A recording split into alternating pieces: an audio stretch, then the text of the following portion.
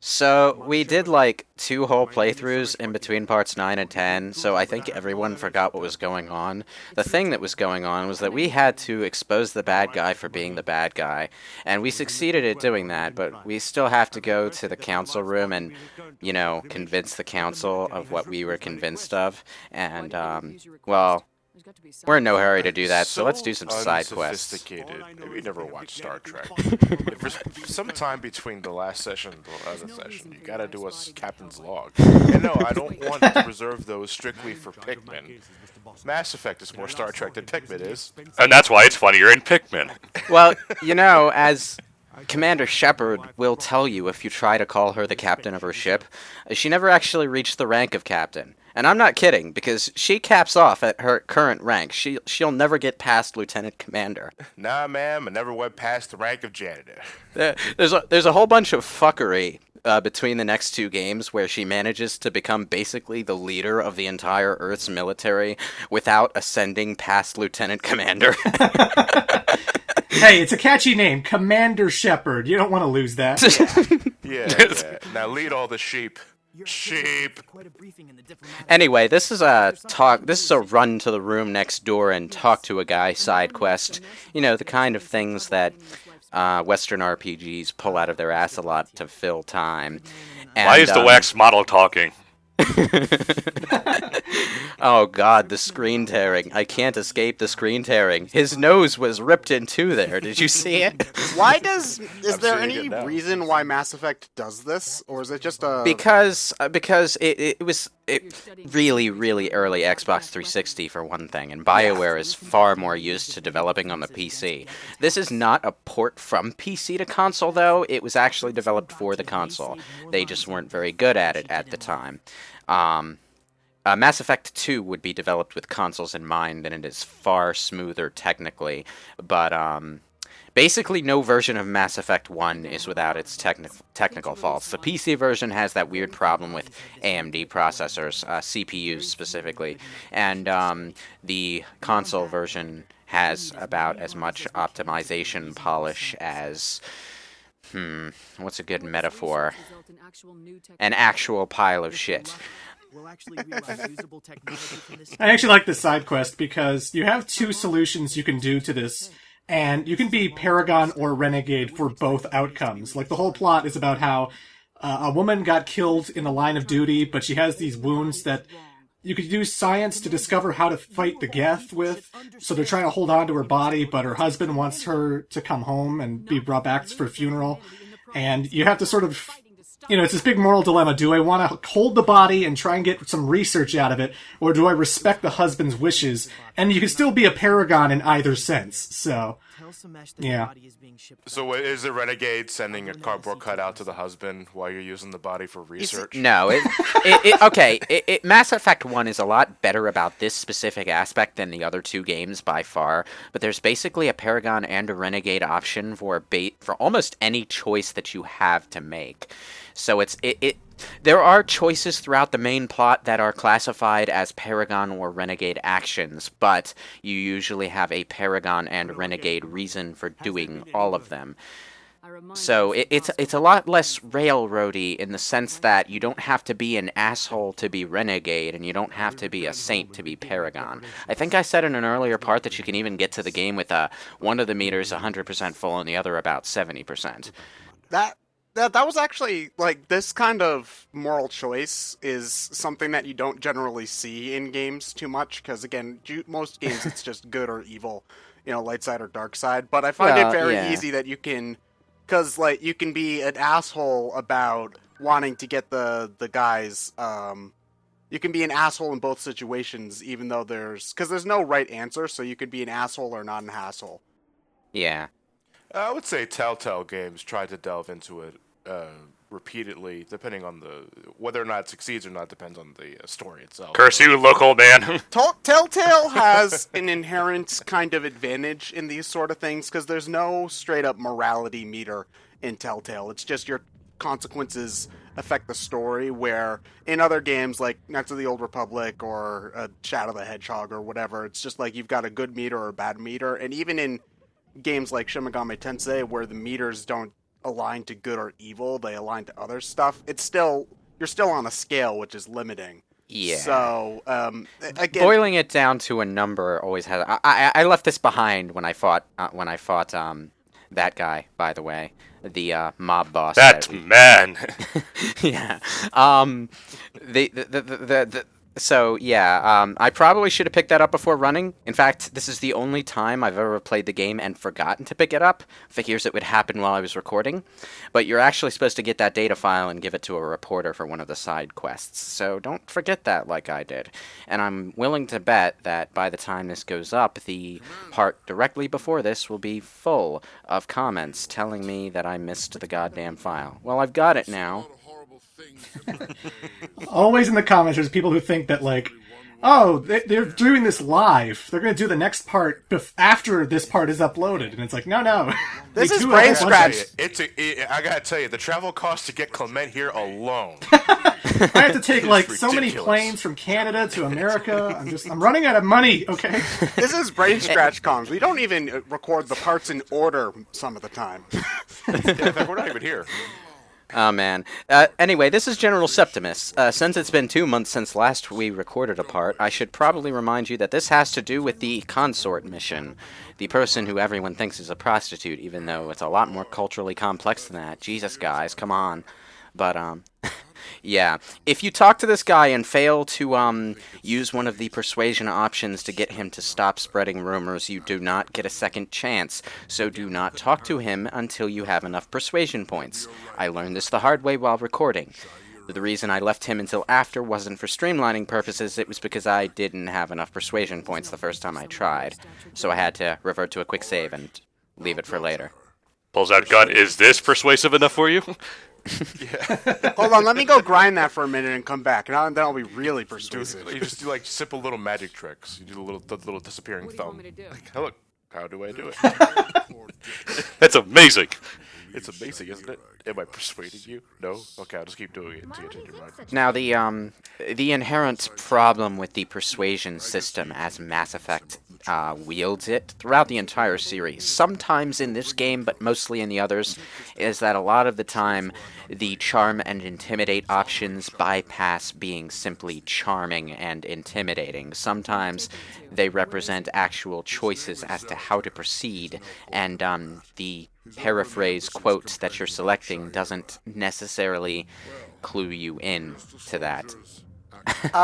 So, Can you run that by me one more time? So it's not just a matter of trying to use your charm or intimidation to get the information. It actually, choosing one of those options actually changes the story outcome. sometimes, and it's really inconsistent about how often and in what parts of the game you should expect. You basically can't expect it a lot of the time. There are very few charm and intimidate options which will actually say in their quote what you're doing as opposed to a paraphrase of what you're saying. And sometimes, and this is a general issue with the dialogue wheel, outside just the persuasion options, but sometimes the small little quote they give you doesn't really tell. This is a good example, and it's a really simple example, because it says, I can offer more. And what she actually does is to say, hey, you know what? Maybe if you slip me a little extra, I'll remember you later and give you an exclusive. It's a really simple thing, and you probably won't complain about that specific option, but sometimes the dialogue sort of fakes you out a little. And that kind of pulls the rug out from under the player choice aspect of the game at times. Strange greeting, human. This Anyway, is really not yeah. a good time. I helped Zelton by getting General Araka to stop spreading lies about people. Or in this case, spreading an uncomfortable truth, it seems. Not learn my secret. Intergalactic High School. Yeah, I was about to say, this is like high school all over again. Yeah. Here, there should be proof enough for you. This is a really annoying jock in that case. Like, he talks like Ben Stein. Torian How did this guy end up being the most popular kid in class? dismay. I have no idea. Discover my Exclamatory. Clear eyes, dry eyes. Oh man.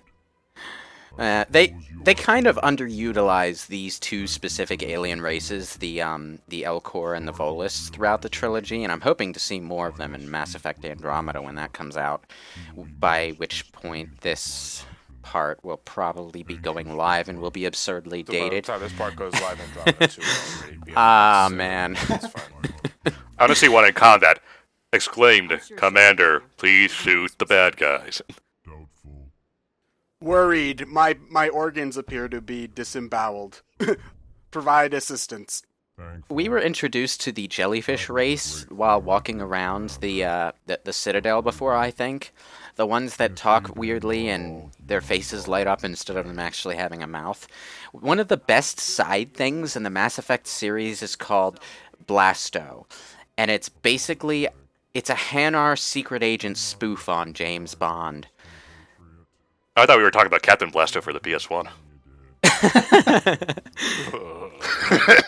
Do I want to know what this is?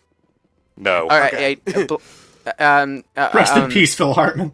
Well, no. The correct answer to Ted's question is a frog's butt watertight. Jesus God, What? you guys totally missed the reference. Blasto was a pretty crap third-person shooter / platformer thing for Look, the you're being very PlayStation 1. generous. It tried to have a comic book style in the vein of the Tick, but it wasn't really all that great. Okay. In fact, it was pretty terrible. Alright, something tells me that's all I need to know. Got it. Yeah. Of course, now that we've mentioned it, someone's gonna have to record it for the channel. Or Got it. not. Fuck! Anyway, this is an odd thing. Well, if you're going full asshole renegade, you can actually get Shire the consort here to sleep with your character as a reward.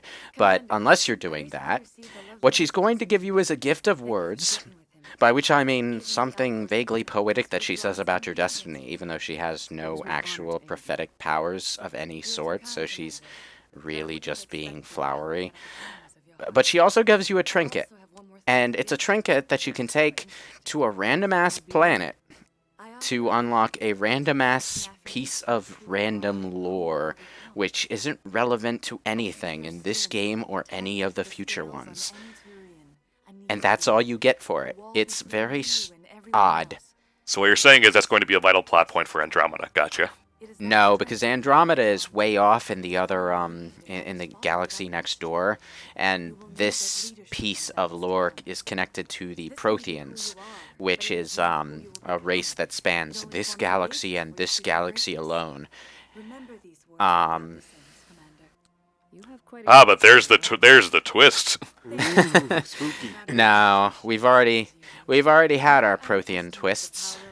And the only real twist when it came to the Protheans was, they're kind of assholes. Man, way to lump all people of a race together like that, Lewis. No, they're assholes. It's unquestionable. It's in their blood. No, it's actually just their social structure. They're assholes. But we'll get to that in Mass Effect 3 when we actually manage to find a living Prothean. It's a lot less convoluted than I made it sound by saying that, but I forgot that the dialogue prompt for sex with her is to say, "That's it."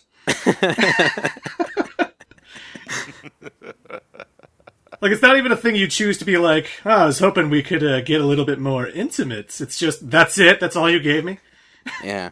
Oh, and by the way, the Asari are a monogendered species, so it really doesn't matter what gender you're playing as, which might throw you off at this early stage in the game, since you don't necessarily know going in blind that you would have such an easy-to-stumble-into lesbian sex option. Dragon Age 2 is really bad about that. Is that the sex scene that got all the news networks up in arms when this game came No. out? No, because you don't actually see it in this case. The one that that Fox News was focused on was way at the end of the game, right before the final area. It's kind of a Mass Effect tradition. Right before you go into the home stretch, if you're romancing someone, you have a flowery Fade to Black movie sex scene with them. And by that I mean like like in the midpoint of the first Terminator movie, except you don't actually see anything.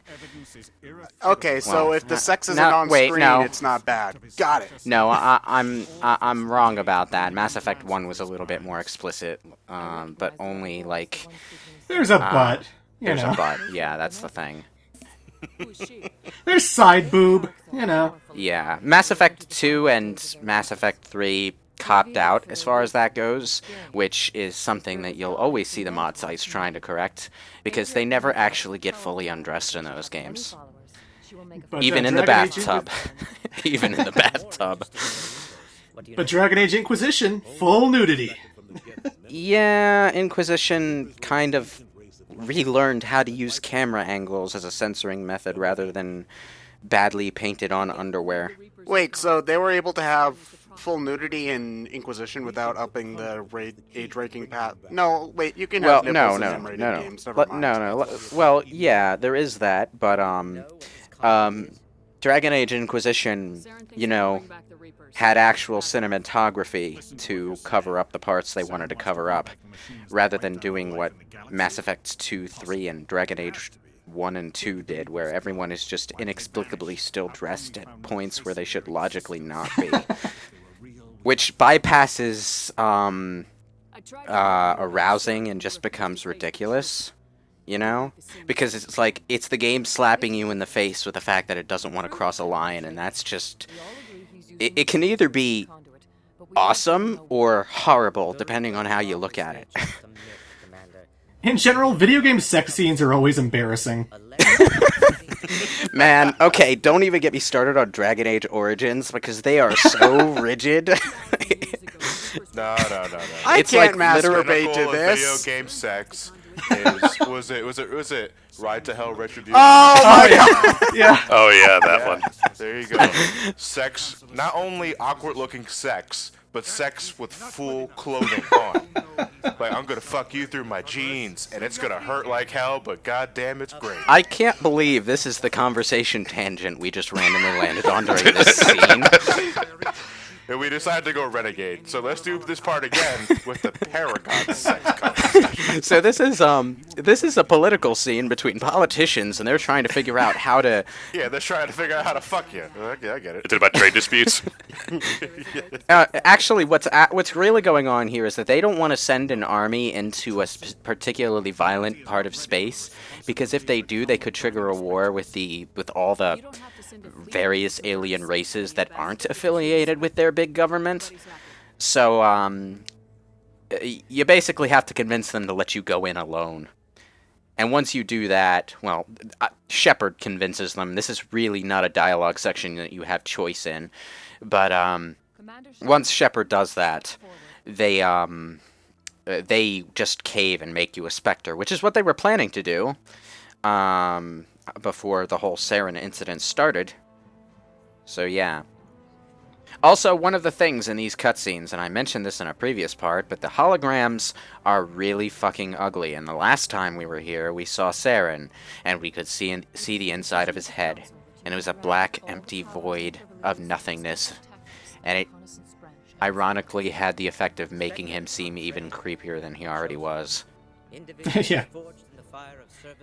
I don't know, I could take the hologram as just a stylistic thing. Like, maybe the holograms just aren't that good for some reason. Yeah. They're kind Well, of difficult to do. They fixed the holograms in all the sequels and in the PC version of this game, but no. Holograms seem like that kind of sci-fi technology that seems just really impractical. Like, why do you need a hologram? What makes that a more practical form of viewing stuff than screens? Just a video. Yeah, they're just a video screen.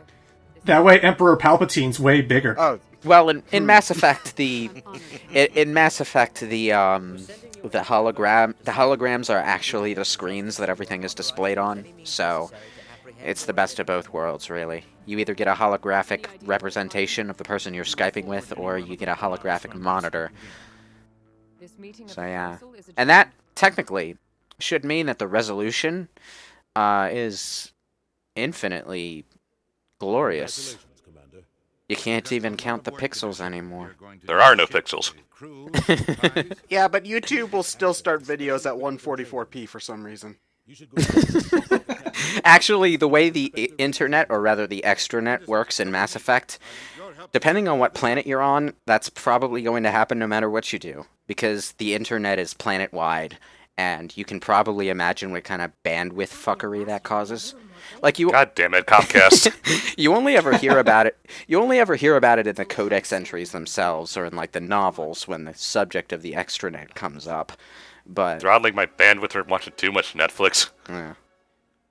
There's a surprising amount of thought put into it. Like, during wartime, the extranet might not be available at all because the military needs the bandwidth. That kind of thing. Anyway, with the once you become a Spectre officially, you get an extra training bar down there. It basically just gives you a general increase in a bunch of things, but you want to get it to at least 4 because it gives you the Unity ability, which is incredibly useful. It's different in Mass Effect 1 than it is in the other games, though, and I don't entirely remember at this moment what Unity does in Mass Effect 1.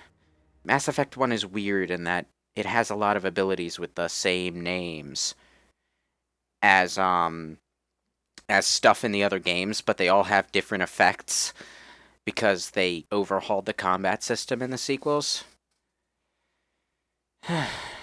Cool. Mass Effect, am I right?